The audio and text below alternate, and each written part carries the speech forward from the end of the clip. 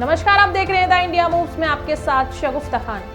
चाहे अमीर हो या गरीब, बजट का इंतजार हर वर्ग को रहता है। सभी को उम्मीद रहती है कि बजट में सरकार की तरफ से राहत मिलेगी।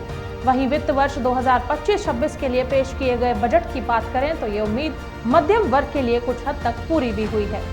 मध्यम वर्ग के लिए डायरेक्ट टैक्स यानी इनकम टैक्स स्लैब में छूट सबसे बड़ी राहत होती है। इसे समझते हुए वित्त मंत्री निर्मला सीतारमण ने बजट में कई बड़े ऐलान किए हैं।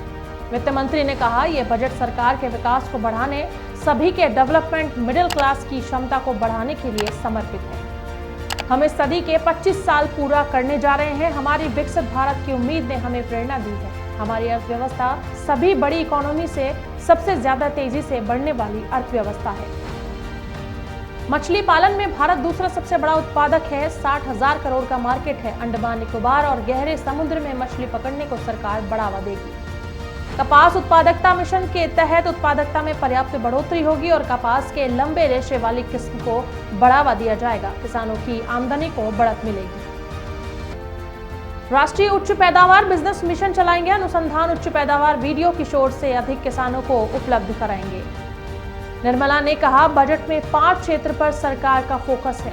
विकास में तेजी लाना, सुरक्षित समावेशी विकास, निजी क्षेत्र के निवेश को बढ़ावा देना, घरेलू खर्च में वृद्धि, भारत के उभरते मध्यम वर्ग की खर्च करने की शक्ति को बढ़ाना।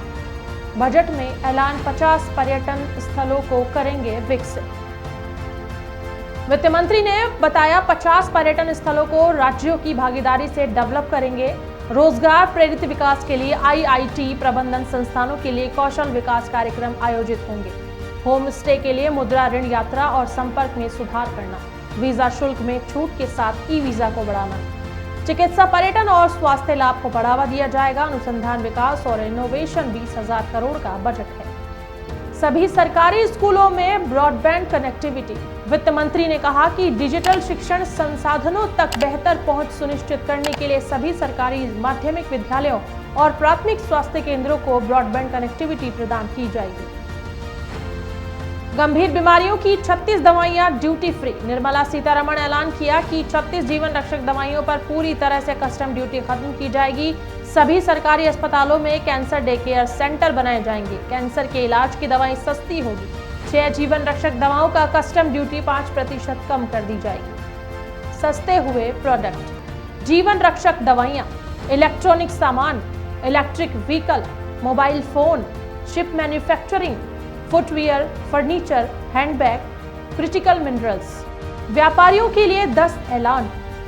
MSME के लिए लोन गारंटर लिमिट 5 करोड़ से बढ़कर 10 करोड़ होगी। 7 टैरिफ रेट हटेंगे। अब देश में 8 टैरिफ रेट ही रह जाएंगे। ग्लोबल कैपेबिलिटी सेंटर 2 शहरों में बनाए जाएंगे। देश में खिलौना उत्पादन का ग्लोबल हब बनाने की राष्ट्रीय योजना। नई स्कीम से 22 लाख लोगों को रोजगार मिलेगा। बिहार में national institute of food technology बनेगा। सूक्ष्म उद्योगों के लिए 5 लाख के लिमिट वाले कस्टमाइज क्रेडिट कार्ड जारी होंगे। पहले 10 वर्ष लाख कस्टमाइज क्रेडिट कार्ड जारी किए जाएंगे। शहरी स्ट्रीट वेंडर्स के लिए PM सम्मान निधि स्कीम की लोन लिमिट बढ़कर 3 लाख रुपए होगी। 12 लाख तक की आय पर अब कोई टैक्स नहीं। हर महीने 1 लाख रुपए की कमाई पर टैक्स नहीं। 4 साल का IT रिटर्न एक साथ फाइल कर सकेंगे।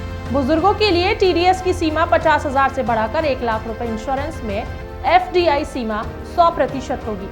मोदी सरकार के तीसरे कार्यकाल का ये पहला पूर्ण बजट था। ऐसे में इस बजट के जरिए हर वर्ग को राहत देने की कोशिश की गई है। फिर बात चाहे किसानों की हो, जिनके लिए किसान क्रेडिट कार्ड की सीमा को बढ़ाकर सालाना 5 लाख रुपए किया गया है, युवा वर्ग की हो, जिनके लिए सरकार ने स्टार्टअप से लेकर IIT में सीट बढ़ाने सहित बड़े ऐलान किए हैं। महिलाओं को आत्मनिर्भर बनाने की बात हो, बिजनेस क्लास की बात हो, बुजुर्गों की TDS पर मिलने वाली छूट की सीमा दोगुनी करने की बात हो, या फिर कैंसर सहित दुर्लभ बीमारियों की दवाइयां सस्ती करने की बात हो। वहीं जानकारों के अनुसार ये बजट 2047 तक विकसित भारत के संकल्प को सिद्ध करने में मददगार साबित होगा।